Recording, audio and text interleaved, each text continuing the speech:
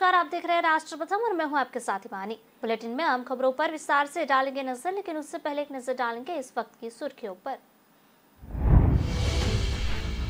प्रधानमंत्री नरेंद्र मोदी का 3 दिवसीय गुजरात दौरा आज से शुरू हो रहा है। वो 9 से 11 अक्टूबर तक प्रदेश के दौरे पर रहेंगे, जिसके बाद वो मध्य प्रदेश के दौरे पर जाएंगे।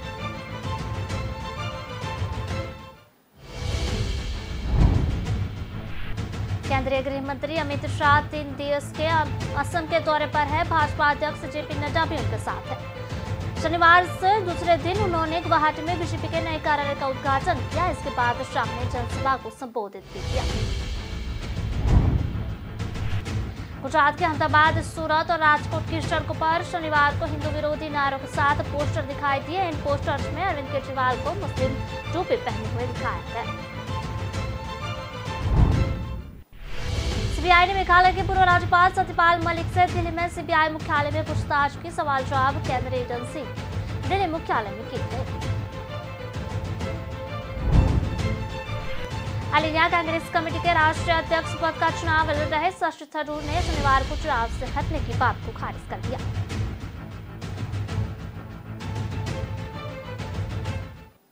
तो चलिए बुलेटिन की खबरों को देखते हैं विस्तार से और बात करते हैं। प्रधानमंत्री नरेंद्र मोदी का 3 दिवसीय गुजरात का दौरा शुरू हो रहा है। वो 9 से 11 अक्टूबर तक प्रदेश के दौरे पर रहेंगे, जिसके बाद वो मध्य प्रदेश के दौरे पर जाएंगे। गुजरात के दौरे के दौरान पीएम 14,500 करोड़ रुपए से अधिक की परियोजना का लोकार्पण व शिलान्यास भी करेंगे। प्रधानमंत्री कार्यालय से दी गई जानकारी के मुताबिक पीएम मोदी आज शाम करीब 5:30 बजे महसाना के मोढेरा में कई परियोजनाओं का उद्घाटन और शिलान्यास करेंगे, जिसके बाद वो शाम करीब 6:45 बजे मुंडेश्वरी माता के मंदिर में दर्शन व पूजा भी करेंगे। शाम 7:30 बजे वह सूर्य मंदिर के दर्शनों का लाभ लेंगे। दौरे के दूसरे दिन 10 अक्टूबर को सुबह करीब 11 बजे पीएम मोदी भरूच के आमोद में विभिन्न परियोजनाओं का उद्घाटन करेंगे। दोपहर करीब 3:15 बजे प्रधानमंत्री अहमदाबाद में मोदी शैक्षणिक संकुल का उद्घाटन करेंगे। साथ ही में शाम 5:30 बजे प्रधानमंत्री जामनगर में परियोजना का लोकार्पण व शिलान्यास करेंगे।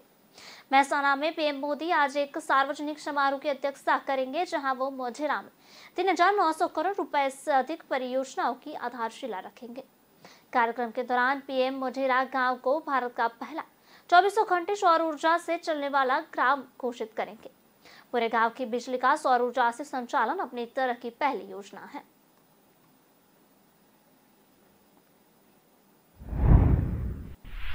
पिछले दिनों चुनाव आयोग यानी कि इलेक्शन कमीशन ने राजनीतिक दलों को एक पत्र लिखकर कहा कि उन्हें लोक लुभावन वादों की घोषणा करते समय यह भी बताना चाहिए कि वे उन्हें पूरा करने के लिए राजस्व कहां से जुटाने वाले हैं। जैसा अंदेशा था, इस पत्र पर कांग्रेस समेत कई दलों ने आपत्ति जताई। उनके रवैये को देखते हुए इसमें संदेह है कि वे चुनाव आयोग की चिट्ठी पर कोई सकारात्मक जवाब देंगे। आयोग के पास यह अधिकार नहीं है वह राजनीतिक दलों की ओर से की जाने वाली मनमानी घोषणाओं पर कोई अंकुश लगा सके। उसने जो व्यवस्था बनाई भी है वह खाना पूरी बनकर रह गई है। चूंकि यह कहना कठिन है कि चुनाव आयोग राजनीतिक दलों की आर्थिक नियमों की अनदेखी करने वाली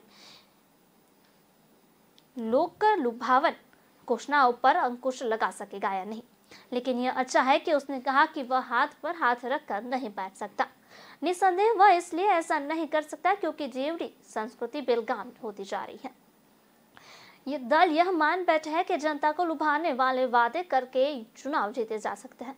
नतीजा यह है कि मुफ्त बिजली, पानी, संघ, मोबाइल फोन, लैपटॉप, स्कूटी आदि देने की घोषणाएं थमने का नाम नहीं ले रही है।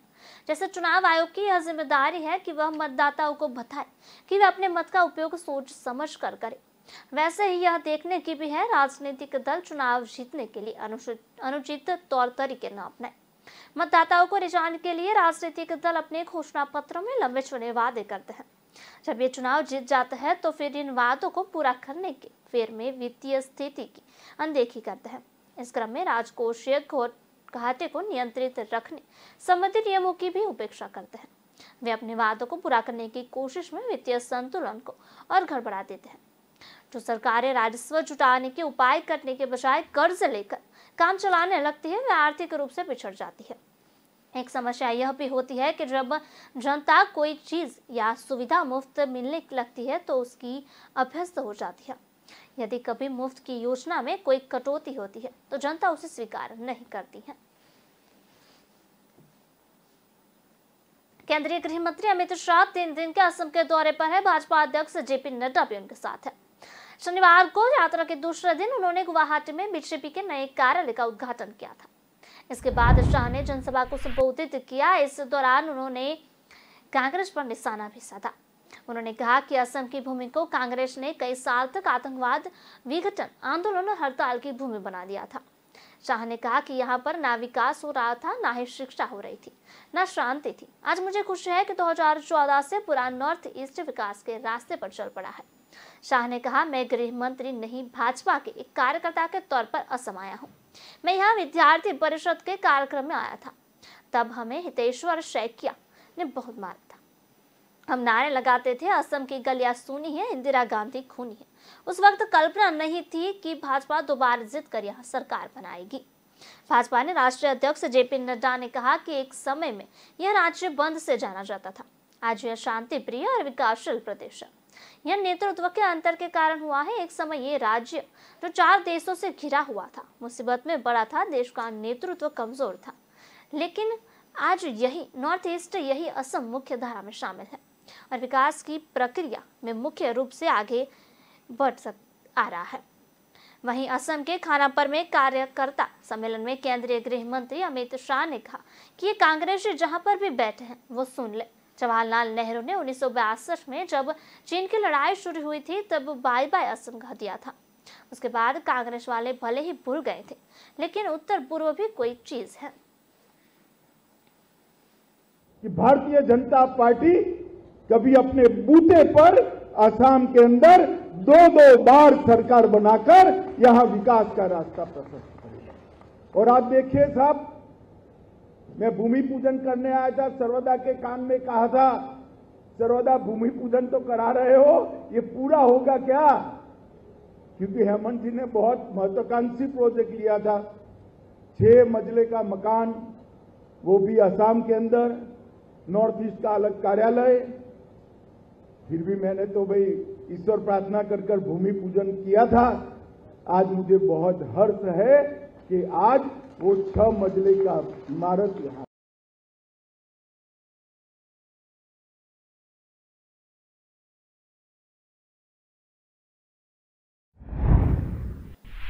भारत के विभाजन को लेकर पूछे गए एक सवाल पर राहुल ने बताया कि आजादी की लड़ाई में सावरकर अंग्रेजों के लिए काम करते थे और इससे के लिए पैसे मिलते थे।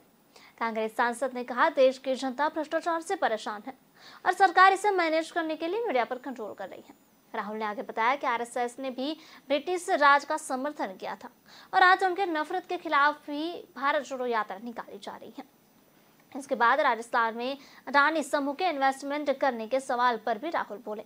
उन्होंने कहा कि मैं कारपोरेट के खिलाफ नहीं हूँ, मैं मोनोपोली के खिलाफ हूँ। राजस्थान में प्रक्रिया के हिसाब से वहाँ सब कुछ सही है। सरकार ने कोई पावर यूज कर वहां अडानी को फायदा नहीं पहुंचाया है। अगर कभी फायदा पहुंचाया जाएगा तो मैं सबसे पहले विरोध करूंगा। एफबीआई पर बैन को लेकर पूछे गए सवाल पर राहुल ने बताया कि भारत में घृणा और सांप्रदायिकता फैलाने वाली हर ताकत से हम लड़ेंगे, वह चाहे किसी भी समुदाय से क्यों ना आते हो। भारत जोड़ो यात्रा नफरत और हिंसा के खिलाफ निकाली जा रही है। राहुल ने आगे कहा कि कांग्रेस के जो भी नए अध्यक्ष होंगे उन्हें रिमोट कंट्रोल से चलने वाला कहा अपमान है। सभी सक्षम है और गांधी नेहरू परिवार का कोई हस्तक्षेप नहीं है। राहुल ने प्रधानमंत्री नरेंद्र मोदी पर प्रेस कॉन्फ्रेंस नहीं करने को लेकर भी निशान साधा।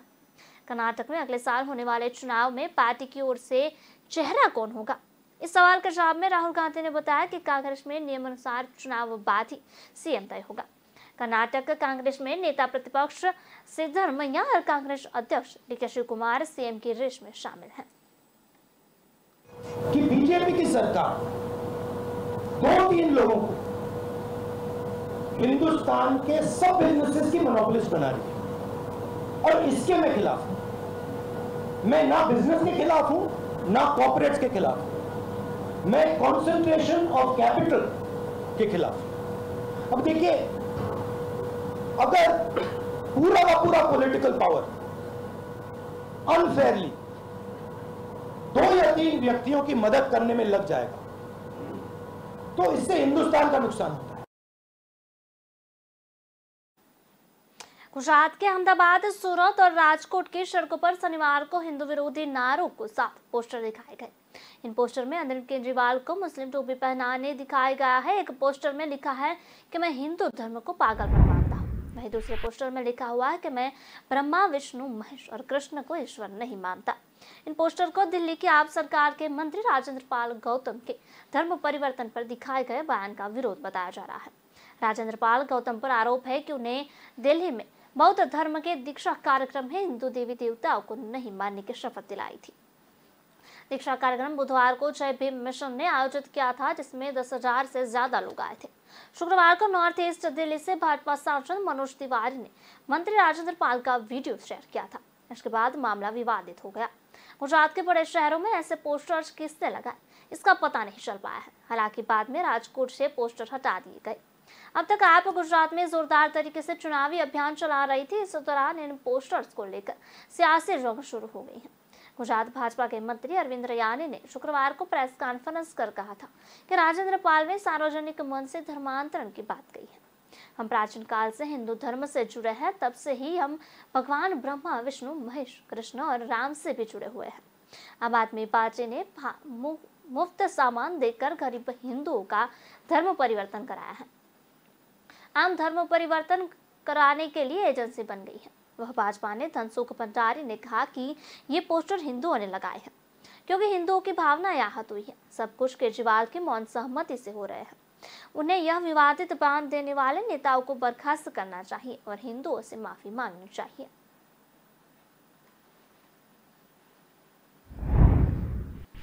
छत्तीसगढ़ में ऑनलाइन जुआ सट्टा कारोबार का बड़ा नेटवर्क बिछा हुआ है। पुलिस इस पर कार्रवाई कर रही है, लेकिन मौजूदा कानून में मौजूद लूप होल से उसकी सीमाएं बता दी है।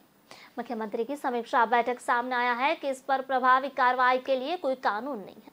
मुख्यमंत्री भूपेश बघेल ने शनिवार को बताया, अभी तो जुआ एक्ट में कार्रवाई हो रही है। इसमें उन्हें आसानी से जमानत मिल जाती है।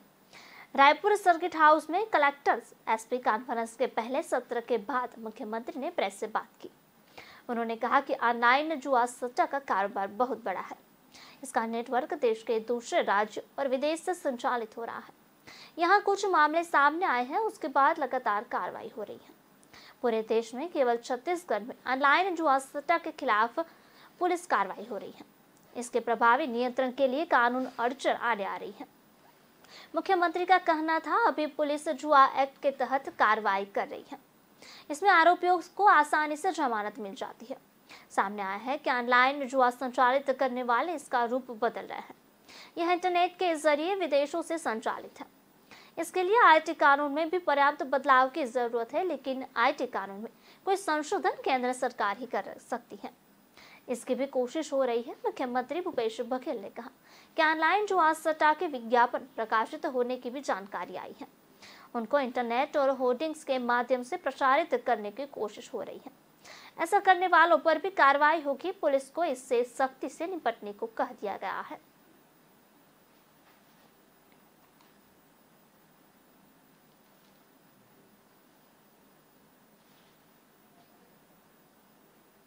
खबरों का सिलसिला लगातार जारी रहेगा। मिलते एक छोटे से ब्रेक के बाद। रात के 2 बजे, दिन के 12 बज गए।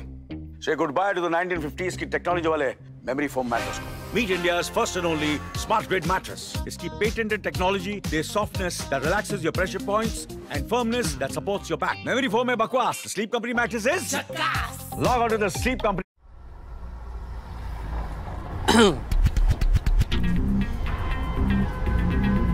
इस लड़की की जल्दबाजी का जो बोझ है, इसे दुनिया नहीं समझ सकती। ये कैब से जाएगी, ये ऑटो से जाएगी। इसके मोबाइल पर ऐप खुला हुआ है, ये कैब से जाएगी।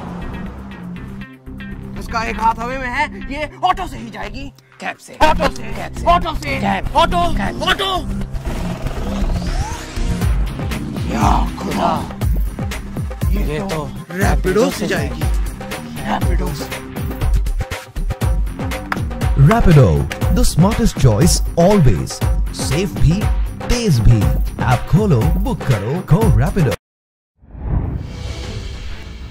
मुंबई में दक्षिण अफ्रीका से आए नाशपाती और हरे सेब के कंटेनर से ड्रग्स बरामद हुई है। ड्रग्स की कीमत करीब 502 करोड़ रुपए बताई है। राजस्थान के जोधपुर शहर में गैस रिफिलिंग के दौरान एक सिलेंडर में ब्लास्ट हो गया। हादसे में 3 बच्चों समेत 4 लोगों की मौत। चुनाव आयोग ने शनिवार को उद्धव ठाकरे और एकनाथ शिंदे के नेतृत्व वाले शिवसेना गुटों को अंधेरी पूर्व विधानसभा उपचुनाव में पार्टी के नाम और उसके चुनाव चिन्ह का इस्तेमाल करने से रोक दिया। गुजरात में विधानसभा चुनाव को लेकर राजनीतिक सरगर्मियां तेज हो गई। कांग्रेस भी भाजपा को टक्कर देने के लिए जमकर चुनाव प्रचार कर रही है, लेकिन इसी के साथ ही लंबे समय से अंबानी परिवार और अदानी को कोसते आ रहे हैं। कांग्रेस के वरिष्ठ नेता राहुल गांधी ने पार्टी की भारत जोड़ो यात्रा के दौरान अदानी समूह के राजस्थान में किए गए निवेश को सही करार दिया।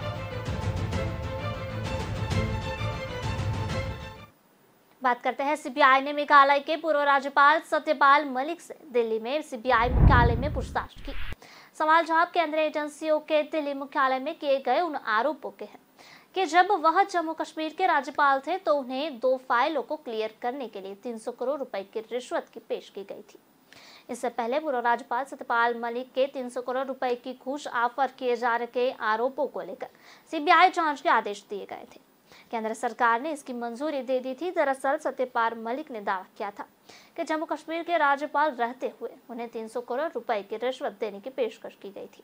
यह पेशकश अंबानी और आरएसएस के संबंध व्यक्ति की 2 फाइलों को मंजूरी देने की एवज में दी जानी थी, लेकिन उन्होंने यह डील निरस्त कर दी। इसके साथ ही उन्होंने प्रधानमंत्री नरेंद्र मोदी की प्रशंसा करते हुए कहा था कि उस वक्त पीएम ने उनसे कहा था कि वह भ्रष्टाचार से कोई समझौता न करे। उनके इस दावे की जांच सीबीआई से कराने की सिफारिश जम्मू कश्मीर प्रशासन के केंद्र सरकार ने की थी, जिसे अब केंद्र सरकार ने मंजूर कर लिया है। 17 अक्टूबर 2021 को राजस्थान के झुंझुनू में एक कार्यक्रम में सत्यपाल मलिक ने कहा था कि कश्मीर जाने के बाद मेरे 2 फाइल आई। एक अंबानी की फाइल थी और दूसरी आरएसएस से जुड़े एक शख्स की थी, जो पिछले महबूबा मुफ्ती और बीजेपी की गठबंधन सरकार में मंत्री थे। वह पीएम मोदी के भी बेहद करीब थे। मुझे सचिवों ने सूचना दी कि इसमें घोटाले और फिर मैंने बारी दोनों डील रद्द कर दी। सचिवों ने मुझसे कहा कि दोनों फाइलों के लिए 150 करोड़ रुपए दिए जाएंगे, लेकिन मैंने उनसे कहा कि मैं 5 कुर्ता पायजामा के साथ आया हूं और सिर्फ उसी के साथ यहां से चला जाऊंगा।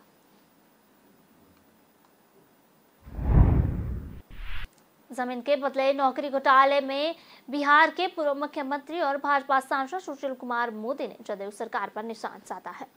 उन्होंने कहा कि जदयू के मौजूदा अध्यक्ष ललन सिंह और शिवानंद तिवारी ने जमीन के बदले नौकरी घोटाले का पर्दाफाश किया था। तब सीबीआई ने प्राथमिकी दर्ज की, तब जदयू ने कागज उपलब्ध कराए और सीबीआई पर कार्रवाई करने का दबाव बनाया। अब जब कार्रवाई की जा रही है तो जदयू लालू यादव को समर्थन दिखा रही है।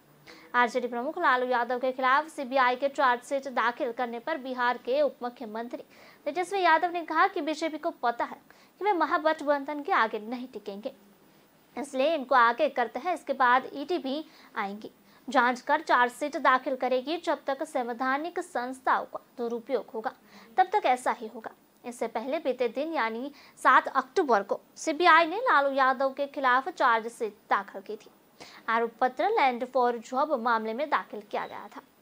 चार्जशीट में सीबीआई ने लालू प्रसाद को अलावा राबड़ी देवी और 14 अन्य आरोपियों को बनाया गया।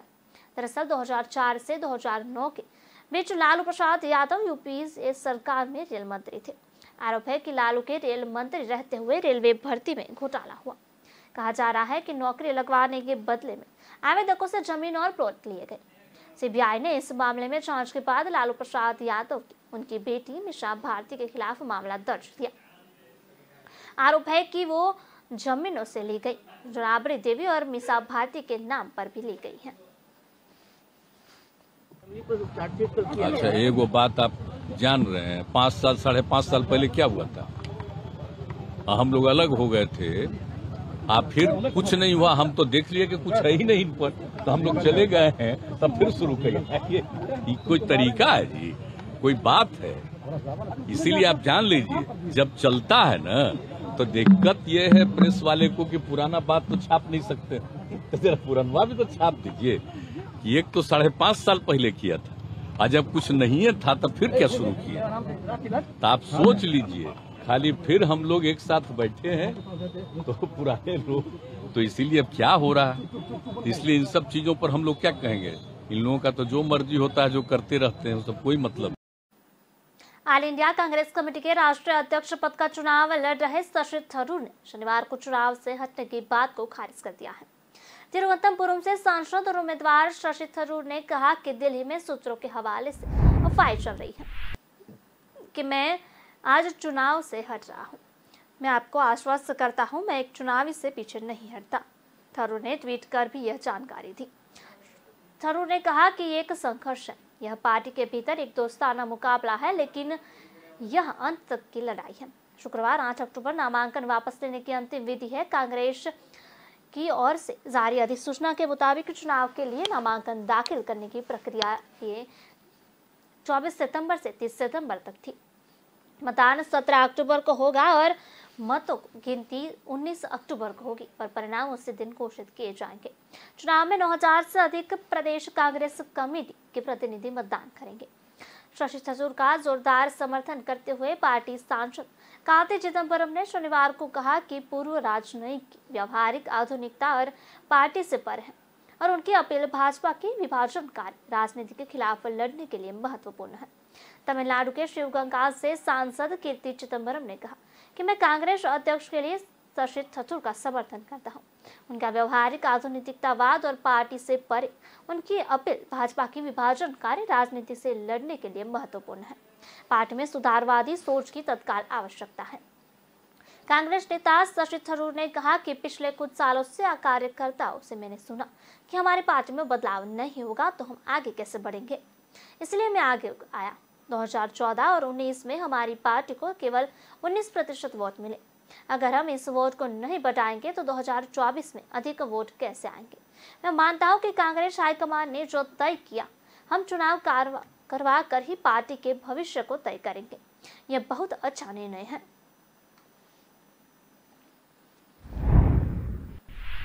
इवेंट्स राजस्थान समिट में गौतम अडानी के आने को लेकर बीजेपी नेताओं के सवाल उठने सियासी पर पलटवार का दौरा शुरू हो गया है।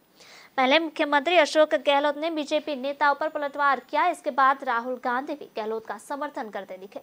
गौतम अडानी को लेकर बीजेपी के बयानबाजी पर निशान साधते हुए गहलोत ने कहा कि गौतम अडानी को या कोई भी अडानी हो या अंबानी हो, अमित शाह के लड़के जय शाह को या कोई और, जो भी इंडस्ट्री के लोग हैं, हम यहाँ पर सबका स्वागत करेंगे। हम तो रोजगार चाहिए, इन्वेस्टमेंट चाहिए। गहलोत जयपुर के सीतापुरा में एमएसएमई कॉन्क्लेव के समापन समारोह में शनिवार को मीडिया से बात कर रहे थे। अडानी के मुद्दे पर गहलोत का बचाव करते हुए राहुल गांधी ने कर्नाटक में कहा कि मिस्टर अडानी ने राजस्थान में 60,000 करोड़ के इन्वेस्टमेंट का प्रपोजल दिया है, कोई भी मुख्यमंत्री इसे मना नहीं कर सकता। मैं पोजीशन मोनोपोली के खिलाफ हूँ। राजस्थान सरकार ने अडानी का कोई विशेष राहत नहीं दी है। राजस्थान की सरकार ने अपने पॉलिटिकल पावर को यूज करके अडानी की मदद नहीं की है। अगर राजस्थान की सरकार ने अडानी को गलत तरीके से बिजनेस दिया तो मैं विरोध में खड़ा हो जाऊंगा। अगर फेयर प्रोसीजर के लिए दिया है तो कोई दिक्कत नहीं। राहुल गांधी ने कहा, मैं न बिजनेस के खिलाफ हूँ और न ही कॉर्पोरेट के। मेरा विरोध इस बात का है कि बीजेपी सरकार 2-3 लोगों को हिंदुस्तान के बिजनेस में मोनोपोली बना रही है। मैं इसके खिलाफ हूँ। अगर पूरा पॉलिटिकल पावर अनफेयरली 2 या 3 लोगों की मदद करने में लग जाएगा तो देश का नुकसान होगा। कल इन्होंने मीडिया में चलाने का प्रयास किया मिस्टर गौतम अडानी को लेके भी। हमें गौतम अडानी हो या कोई भी अडानी हो, अंबानी हो, अडानी हो, अमित शाह के लड़के का नाम जैसा है वो हो, हम सबका स्वागत करें यहाँ पर जो इंडस्ट्री के लोग हैं। हमें तो रोजगार चाहिए, इन्वेस्टमेंट चाहिए। राजस्थान की सरकार ने अपने पॉलिटिकल पावर को यूज करके अडानी जी की बिजनेस की मदद नहीं की है। अगर राजस्थान की सरकार ने अडानी जी को गलत तरीके से राजस्थान में बिजनेस दिया तो मैं उसके बिल्कुल खिलाफ में खड़ा हो जाऊंगा। मगर अगर फेयर प्रोसीजर के साथ दिया है, आई हैव नो प्रॉब्लम।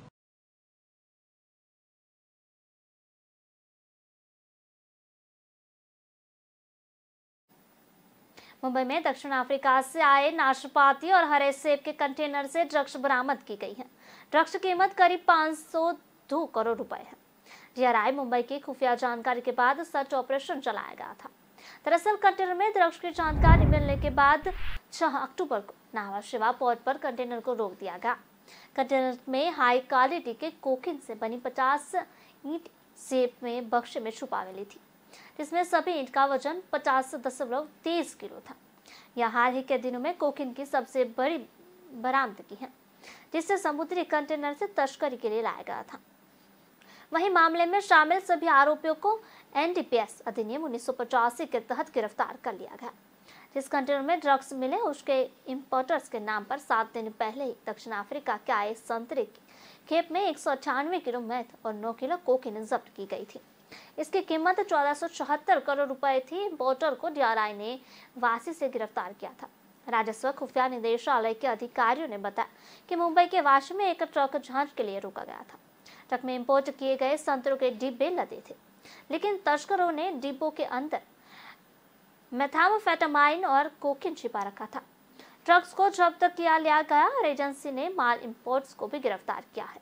आरोपियों से पूछताछ की जा रही है।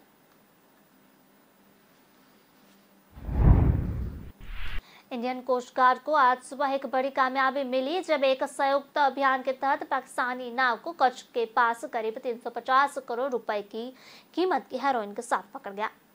पाकिस्तान से आई इस नाव के साथ 6 लोगों को भी हिरासत में लिया गया है। यह अभियान इंडियन कोस्ट गार्ड और गुजरात आतंकवाद निरोधी दस्ते ने मिलकर चलाया था।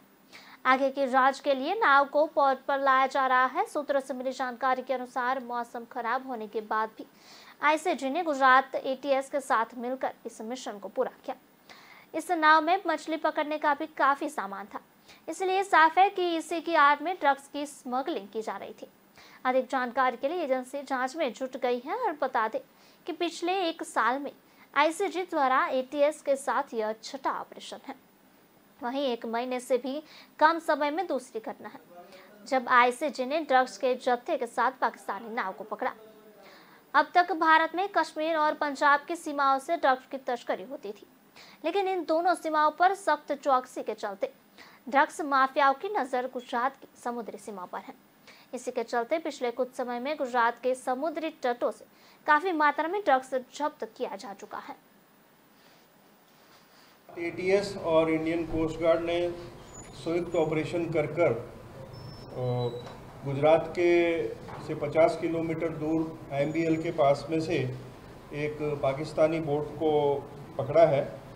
ये बोट का नाम अल साकर है। इसमें 6 पाकिस्तानी सवार थे और उनके पास से 50 किलो हीरोइन जिसकी कीमत रुपया 350 करोड़ है, उसकी बरामदगी हुई है।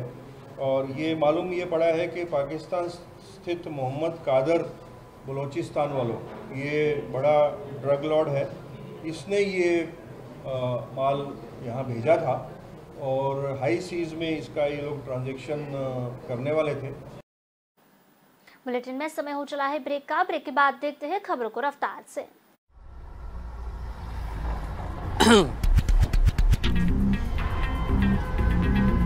इस लड़की की जल्दबाजी का जो बोझ है इसे दुनिया नहीं समझ सकती। ये कैब से जाएगी, ये ऑटो से जाएगी। इसके मोबाइल पर ऐप खुला हुआ है, ये कैब से जाएगी। इसका एक हाथ हवा में है, ये ऑटो से ही जाएगी। कैब से, ऑटो से, कैब से, ऑटो से, कैब, ऑटो, कैब, ऑटो। या खुदा, ये तो रैपिडो से जाएगी। रैपिडो से। Rapido, the smartest choice always. Safe भी, तेज भी। ऐप खोलो, बुक करो, खोल। कौन सी दुकान से? अपनी दुकान, अपने Amazon से। हुडी से रुमाल तक, टीवी इन द हॉल तक, जीते हैं हम शान से। सब कुछ Amazon से। क्या क्या मिल सकता है विदिन 500।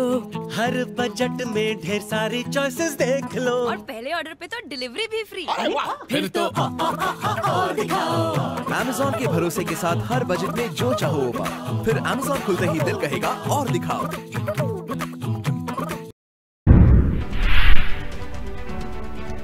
चुनावी रणनीतिकार से सक्रिय राजनीति में शामिल हो चुके प्रशांत किशोर ने दावा किया कि उन्हें जेडीयू पार्टी का नेतृत्व करने का नीतीश कुमार का प्रस्ताव ठुकरा दिया है। साथ ही उन्होंने कहा कि वो नीतीश कुमार के लिए काम नहीं करेंगे, चाहे बिहार सीएम की कुर्सी को खाली न कर दे। शनिवार को प्रशांत किशोर के इस दावे का जवाब नीतीश कुमार ने दिया है। प्रशांत किशोर के दावे से संबंधित पूछे गए सवाल पर नीतीश कुमार ने कहा वो झूठा है। उन्होंने जो कुछ भी बोला है हमारा उससे कोई लेना देना नहीं है। इसके साथ ही नीतीश कुमार ने कहा 4 से 5 साल पहले प्रशांत किशोर ने मुझे जेडीयू का कांग्रेस में विलय करने की सलाह मुझे दी थी। बता दें कि प्रशांत किशोर ने गांधी जयंती के अवसर पर चंपारण बिथिराहारवा स्थित गांधी आश्रम से बिहार में पदयात्रा शुरू की है।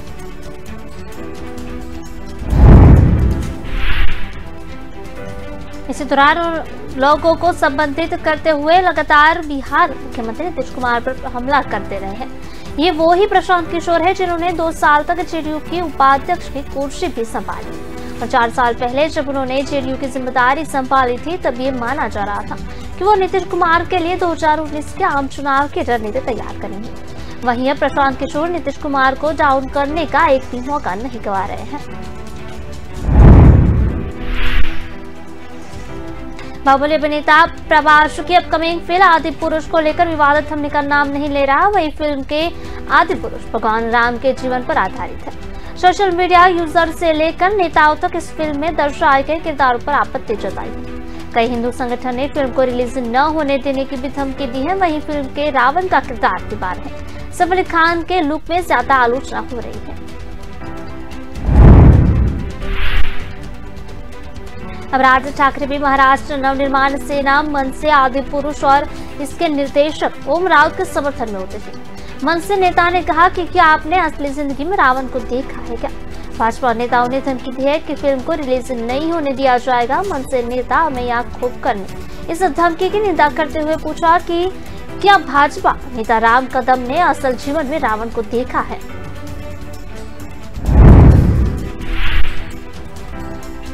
मनसे नेता अमैया खोपकर ने बताया कि क्या राम कदम ने कभी अपने जीवन में रावण को देखा या उनसे जेब में रावण की तस्वीर है? मनसे नेता अमैया खोपकर ने आगे बताया कि आपको फिल्म डायरेक्टरों को स्वतंत्रता देनी चाहिए। स्वतंत्रता देने का मतलब देवी देवताओं का सम्मान नहीं करना है। मैं इस आदि पुरुष विवाद का विरोध करता हूँ। हम मनसे की ओर से पूरी फिल्म को सपोर्ट करता हूँ। इस फिल्म का हम पुरजोर तरीके से समर्थन करते हैं।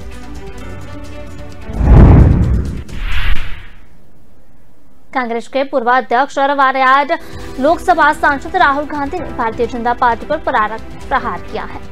उन्होंने भाजपा पर देश में नफरत फैलाने का आरोप लगाया है। राहुल गांधी ने कहा कि देश में नफरत फैलाई जा रही है। हमारी पार्टी संविधान पर भरोसा करती है। जो भी देश में नफरत फैलाएगा हम उसके खिलाफ लड़ेंगे। उन्होंने कहा कि भाजपा देश में नफरत फैला रही है। हम हर तरह की नफरत के खिलाफ है।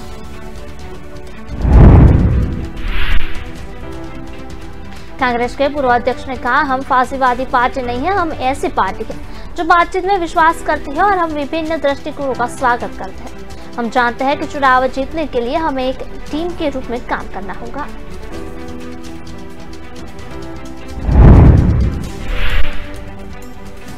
राहुल गांधी ने कहा हमारा संविधान कहता है भारत राज्यों एक संघ है।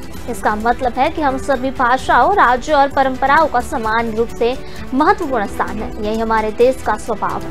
उन्होंने कहा देश में नफरत और हिंसा फैलाना राष्ट्र विरोधी कृत्य है। हम नफरत और हिंसा फैलाने वाले किसी भी व्यक्ति से लड़ेंगे।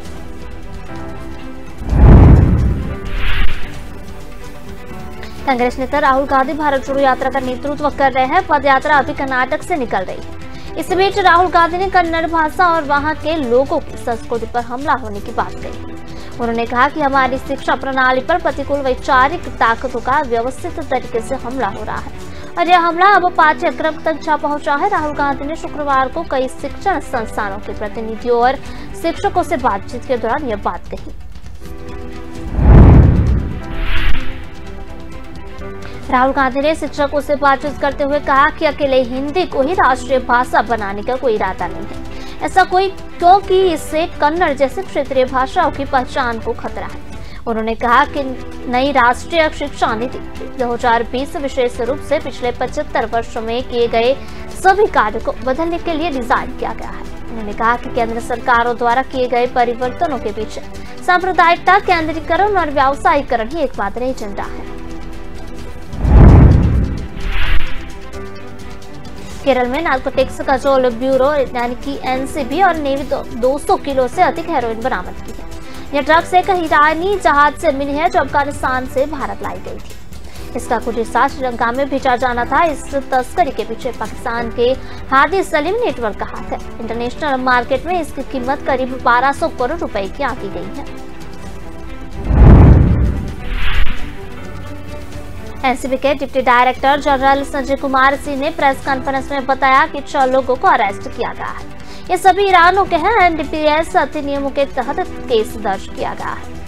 डीडीजी संजय कुमार ने कहा कि इनकी पैकिंग वाटरप्रूफ है। इन पैकेटों को 7 लेयर में पैक किया गया था। ड्रग्स की सप्लाई पाकिस्तान के हादी सलीम नेटवर्क की तरफ से की गई थी। हादी सलीम भारत और अन्य देशों को हेरोइन चरस सप्लाई करता है। भारतीय तटरक्षक बल और गुजरात एटीएस ने गुजरात तट के पास अंतर्राष्ट्रीय समुद्री क्षेत्र से एक पाकिस्तानी बोट को पकड़ा है। बोट से अंतर्राष्ट्रीय बाजार में 350 करोड़ रुपए मूल्य की 50 किलोग्राम हेरोइन जब्त की गई है। आईसीजी के अधिकारियों ने बताया कि पाकिस्तानी बेट अल साकर के चालक दल के 6 लोगों को गिरफ्तार किया गया है। यह कार्रवाई अंतर्राष्ट्रीय समुद्री सीमा रेखा के समीप की गई है। इस बोट को जाखू तट पर लाया जा रहा है। मामले की आगे जांच जारी है। छत्तीसगढ़ मुख्यमंत्री भूपेश बघेल अपने बस्तर प्रवास के दौरान जगदलपुर के लालबाग स्थित सशस्त्र पुलिस प्रशिक्षण विद्यालय पहुंचकर बस्तर फाइटर्स के नवनियुक्त आरक्षकों से मुलाकात की। उन्होंने आरक्षकों को शुभकामनाएं देते हुए बताया कि बस्तर में शांति सुरक्षा के साथ बस्तर के विकास में योगदान देना फाइट्स के लिए एक बड़ी जिम्मेदारी होगी। उन्होंने कहा कि मुझे पूरा विश्वास है कि बस्तर के युवा इस जिम्मेदारी को बखूबी निभाएंगे।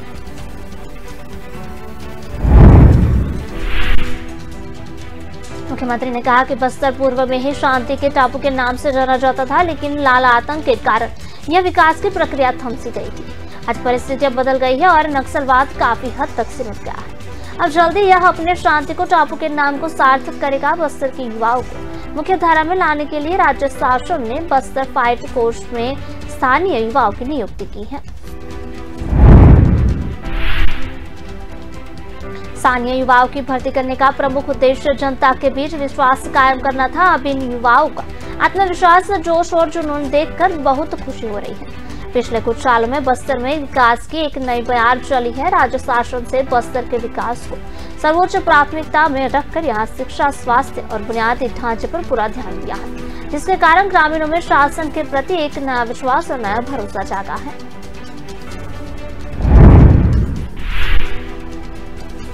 छत्तीसगढ़ में 1 नवंबर से धान खरीदी शुरू हो रही है। इससे लेकर सियासी दल एक्शन मोड में है। छत्तीसगढ़ के पूर्व कृषि मंत्री बृजमोहन अग्रवाल ने धान खरीदी अच्छी तरह हो इसके लेकर शुभकामनाएं भी दी। बृजमोहन अग्रवाल ने कहा कि हमेशा प्रदेश का किसान परेशान होता आया है। बारदाने की दिक्कत रही है, राइस मिलर को पेमेंट नहीं किए गए। इस बार किसान परेशान न हो, इसके लिए मैं शुभेच्छाएं देता हूँ। दूसरी तरफ शुक्रवार को देर शाम धान खरीदी के लिए मंत्रिमंडल की उप समिति की बैठक में भी की गई। खाद्य मंत्री अमरजीत भगत की अध्यक्षता में हुई इस बैठक में आगामी खरीफ वर्ष के किसानों के पंजीयन की व्यवस्था, धान खरीदी, कस्टम मिलिंग, बारदानों की उपलब्धता जैसे मामलों पर चर्चा की गई।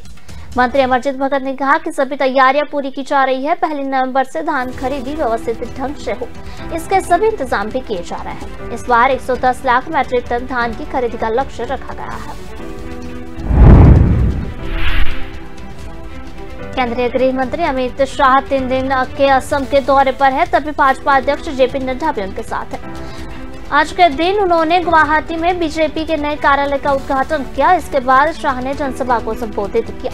इस दौरान उन्होंने कांग्रेस पर निशाना साधा। उन्होंने बताया कि असम की भूमि को कांग्रेस ने कई साल बाद आतंकवाद, विघटन, आंदोलन और हड़ताल की भूमि बना दिया था।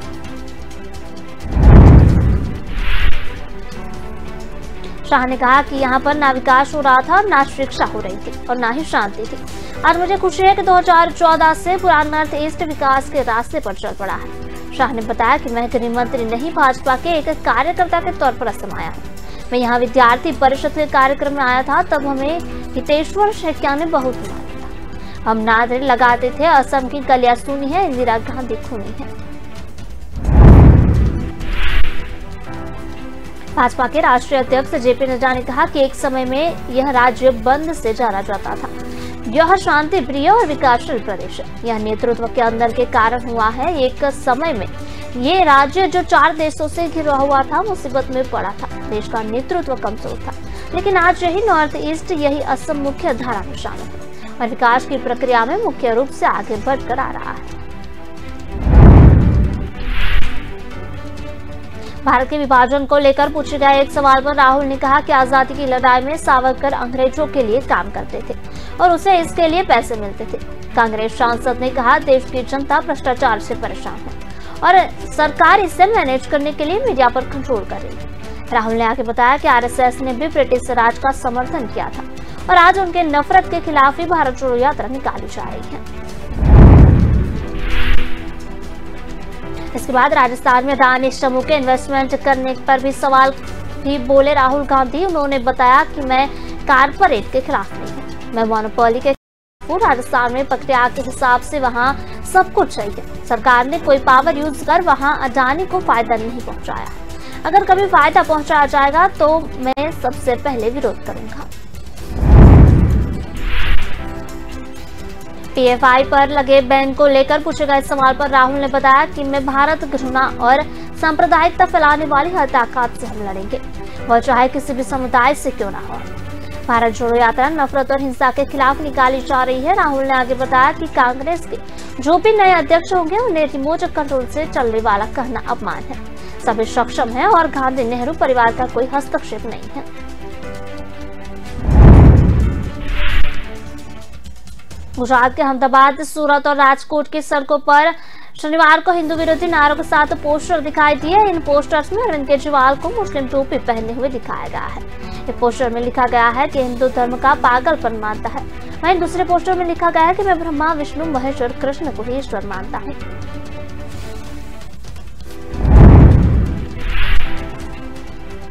इन पोस्टरों को दिल्ली की आप सरकार के मंत्री राजेंद्र पाल गौतम के सभी धर्म परिवर्तन दिए गए बयान का विरोध जताया जा रहा है। राजेंद्र पाल गौतम पर आरोप है कि उन्हें दिल्ली में बौद्ध धर्म के दीक्षा कार्यक्रम में हिंदू देवी देवताओं को नहीं मानने की शपथ दिलाई थी। दीक्षा कार्यक्रम बुधवार को जय भीम मिशन ने आयोजित किया था, जिसमें 10,000 से ज्यादा लोग आए थे। शुक्रवार को नॉर्थ ईस्ट दिल्ली से भाजपा सांसद मनोज तिवारी ने मंत्री राजेंद्र पाल का वीडियो शेयर किया था।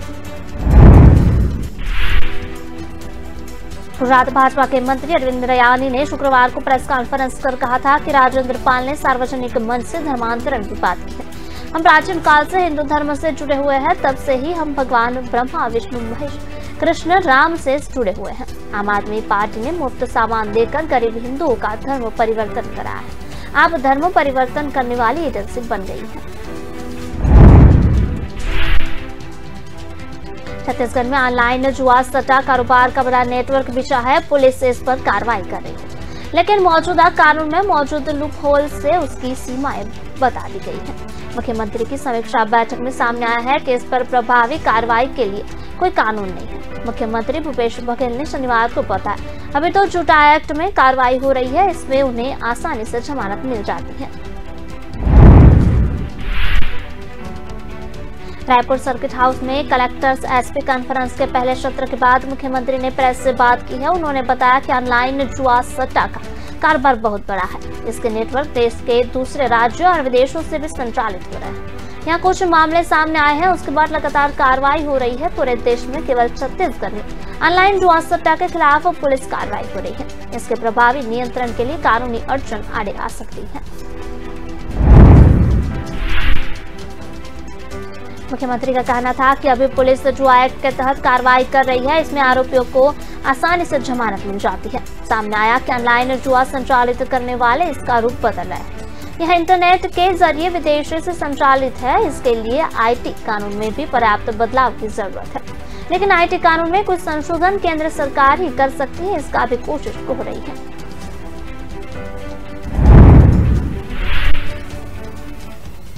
सीबीआई ने मेघालय के पूर्व राज्यपाल सतपाल मलिक से दिल्ली में सीबीआई मुख्यालय में पूछताछ की। सवाल जवाब केंद्रीय एजेंसी के दिल्ली मुख्यालय में किए गए।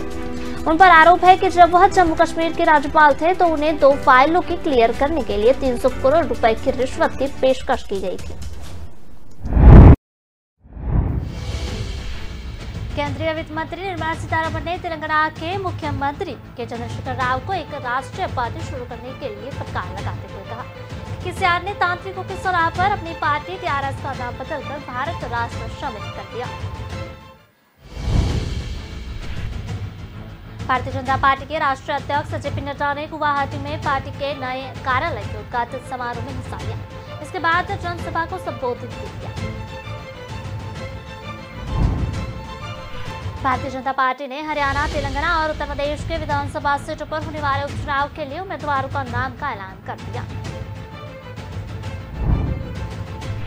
दिवाली से पहले किसानों को सौगात, प्रगतिशील किसानों को किया गया आमंत्रित। दिवाली से पहले किसानों को मिल सकती है किस्त। स्टार्टअप कॉन्क्लेव और किसान सम्मेलन, 300 से ज्यादा स्टार्टअप पर स्टार्ट लगाए जाएंगे। कांग्रेस के पूर्व अध्यक्ष और वानियाड से लोकसभा सांसद राहुल गांधी ने भारतीय जनता पार्टी पर करारा प्रहार किया। बात करते हैं राजस्थान के जोधपुर में गैस रिफिलिंग के दौरान एक सिलेंडर में ब्लास्ट हो गया। हादसे में 3 बच्चों समेत 4 लोगों की मौत हो गई है। 16 गंभीर रूप से घायल हुए हैं। धमाके की आवाज सुनकर आसपास की कॉलोनियों में भी लोग दहल गए हैं। कलेक्टर हिमांशु गुप्ता के अनुसार मामला करीब 3 बजे का है। इससे बाद कीर्तिनगर इलाके में गैस का रिसाव हुआ। कुछ ही देर में विस्फोट हो गया। आसपास कॉलोनी में खड़ी गाड़ियां भी आग की चपेट में आ गई। हादसे में मरने वाले में निक्कू, विक्की, कोमल और सुरेश शामिल हैं। वहीं 16 लोग घायल हुए हैं। 8 लोग करीब 80% तक झुलस गए हैं। जांच में पता चला है कि जिस घर में रिफिलिंग हो रही थी वहां कोजाराम लोहार का है। कोजाराम का बेटा गैस रिफिलिंग का काम करता है। इस समय पता नहीं चला कि हादसा किस वजह से हुआ है।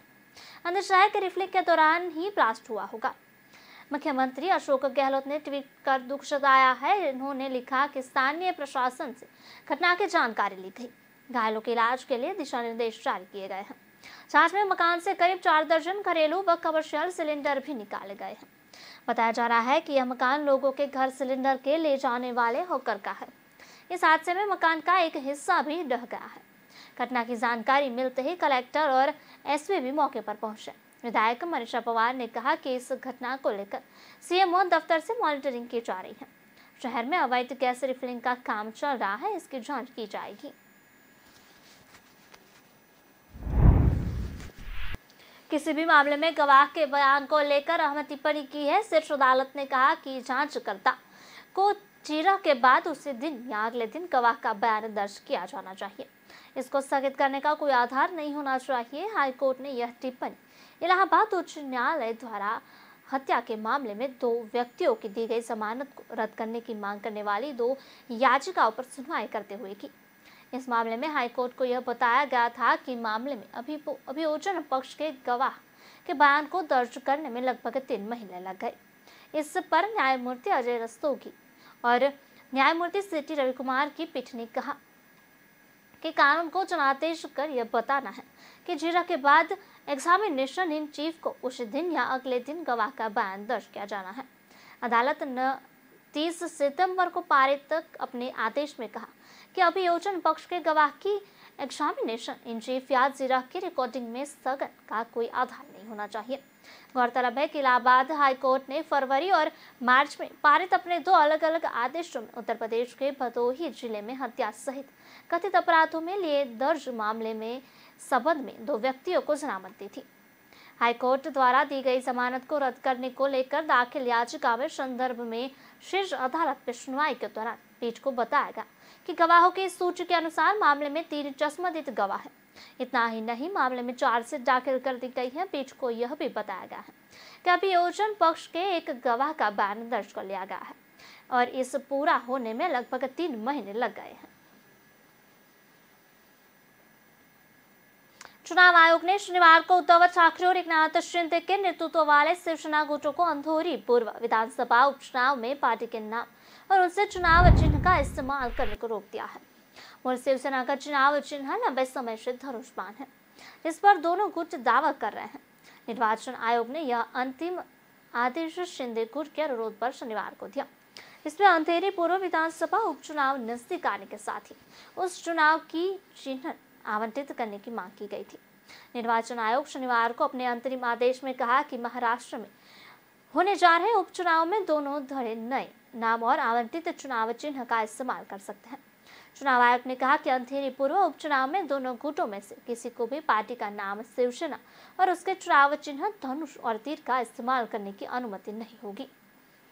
दोनों गुटों में मौजूदा उपचुनाव में उसकी ओर से अनुसूचित प्रतीकों की सूची में से सिंबल का आवंटन भी किया जाएगा और जिससे वह चुन सकते हैं। आयोग ने एक अंतरिम आदेश में संगठन पर नियंत्रण के लिए दावा कर रहे दोनों प्रतिबंधियों गुट से अपने अपने गुट के लिए सोमवार यानी कि 10 अक्टूबर तक 3 नामों के विकल्प और साथ ही नए चुनाव चिन्ह का सुझाव देने के लिए कहा। आयोग प्रस्तुत विकल्पों में से दोनों गुटों को नाम और चिन्ह आवंटित कर सकता है। राष्ट्रवादी कांग्रेस पार्टी के अध्यक्ष शरद पवार ने शनिवार को राष्ट्रीय स्वयंसेवक संघ के प्रमुख मोहन भागवत उस बयान का स्वागत किया है जिसमें उन्होंने कहा था कि सामाजिक भेदभाव का कारण बनाने वाली हर चीज को रद्द कर दिया जाना चाहिए। पवार ने कहा कि इन बयानों पर अमल होना चाहिए। संघ प्रमुख मोहन भागवत ने शुक्रवार को यहाँ एक पुस्तक विमोचन कार्यक्रम में कहा था कि वर्ण और जाति जैसे अवधारणाओं को पूरी तरह से त्याग दिया जाना चाहिए क्योंकि जाति व्यवस्था की अब कोई प्रासंगिकता नहीं है। आरएसएस प्रमुख ने यह कहा था कि अपने पूर्वजों द्वारा की गई गलतियों को स्वीकार करने और माफी मांगने में कोई संकोच नहीं करना चाहिए। जातिगत भेदभाव से समाज का एक बड़ा हिस्सा पीड़ित होता। शरद पवार ने नागपुर हवाई अड्डे पर संवाददाताओं से बातचीत में कहा कि इस तरह के बयानों पर असल व्यवहार में अमल करने की जरूरत है। ऐसे बयान केवल दिखावे के लिए नहीं दिए जाने चाहिए। शरद पवार ने कहा कि जातिगत भेदभाव से समाज का एक बड़ा हिस्सा पीड़ित है। हालांकि यह बात भी सही है कि जो लोग इस तरह के भेदभाव के लिए जिम्मेदार थे मौजूदा वक्त में उन्हें आभास हो गया कि इसे खत्म कर दिया जाना चाहिए।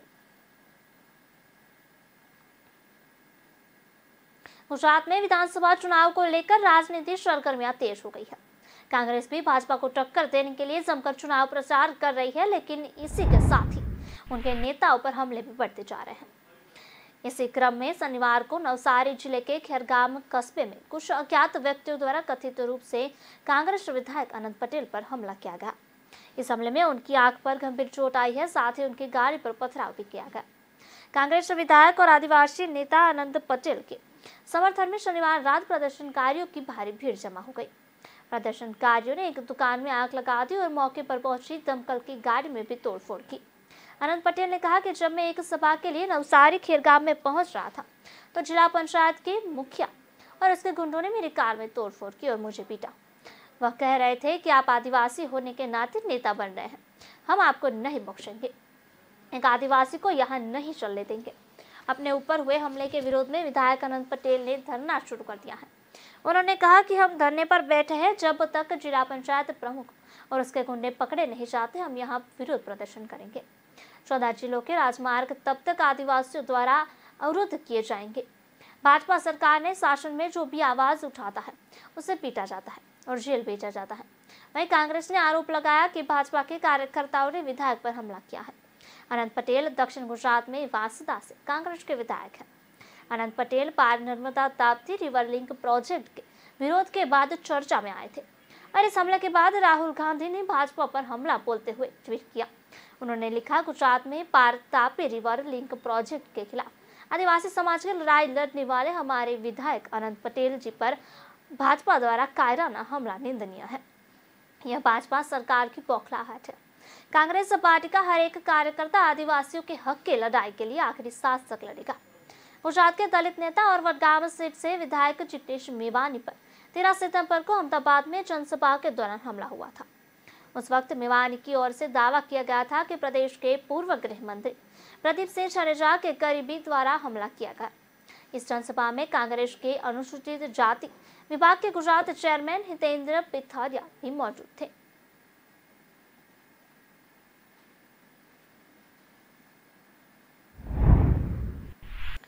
आगामी लोकसभा चुनाव में अब 2 साल का भी समय नहीं बचा है। ऐसे में अभी सभी राजनीतिक पार्टियों ने अभी से अपने अपने दांव चलाने शुरू कर दिए हैं।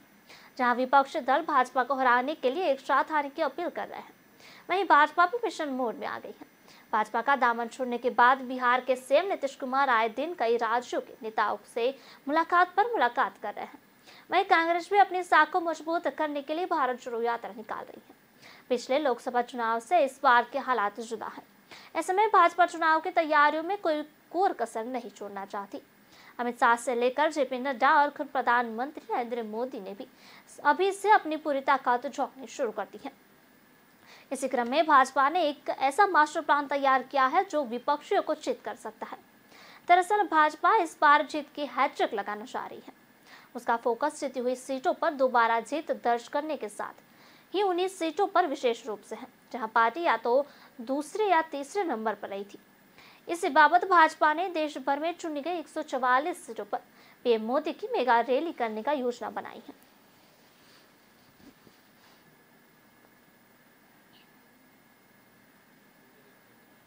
लंबे समय से अंबानी और अदानी को कोसते आ रहे कांग्रेस के वरिष्ठ नेता राहुल गांधी ने पार्टी की भारत जोड़ो यात्रा के दौरान अदानी समूह के राजस्थान में किए जा रहे निवेश को सही करार दिया है। कहा, मैंने सिर्फ एकाधिकार के खिलाफ हूँ, न कि किसी उद्योगपति और उद्योग के खिलाफ। मुझे अदानी जी से कोई शिकायत नहीं है। भारत जोड़ो यात्रा के दौरान राहुल गांधी कर्नाटक के तुरुवेकेरे में पत्रकार वार्ता के दौरान पूछे गए सवाल का जवाब दे रहे थे। पूर्व में इस यात्रा के दौरान भी वह इन उद्योगपतियों को कोसते आए हैं। उनसे इसी संबंध में सवाल पूछा गया था। राहुल ने कहा कि मेरा विरोध इस बात का है कि भाजपा सरकार 2-3 लोगों के ही देश के सभी कारोबार में एकाधिकार स्थापित करने दे रही है। मैं व्यवस्था का विरोध कर रहा हूँ। अगर राजस्थान की सरकार ने अदानी को गलत तरीके से व्यापार का अवसर दिया है तो मैं इससे बिल्कुल खिलाफ हूँ और विरोध में खड़ा हो जाऊंगा। उन्होंने कहा कि राजस्थान के मुख्यमंत्री ने उद्योगपति गौतम अडानी को निवेश के लिए कोई अलग से तरजीह नहीं दी है। 60,000 करोड़ रुपए के निवेश को कोई ठुकरा नहीं सकता है।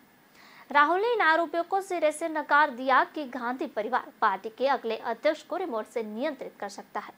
उन्होंने कहा कि अध्यक्ष पद का चुनाव लड़ रहे दोनों उम्मीदवार मल्लिकार्जुन खड़गे और शशि थरूर कदावर नेता है। दोनों को अच्छी समझ है और उनका कद बड़ है।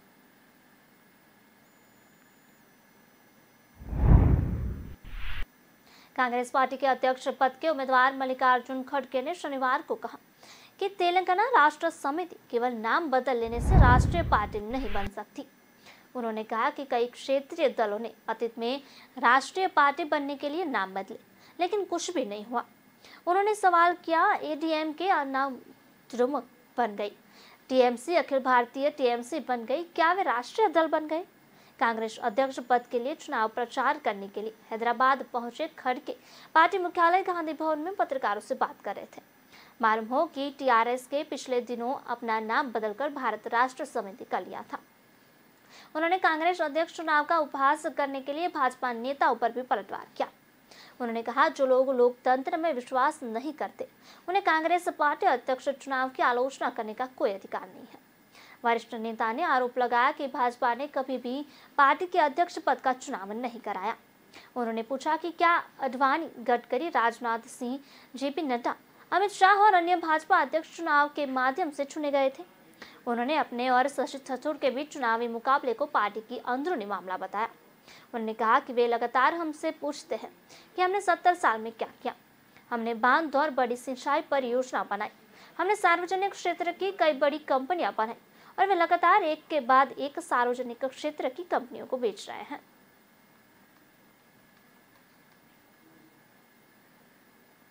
फिलहाल खबरों में बस इतना ही। विस्तार से खबरें पढ़ने के लिए आप हमारी वेबसाइट का भी प्रयोग कर सकते हैं।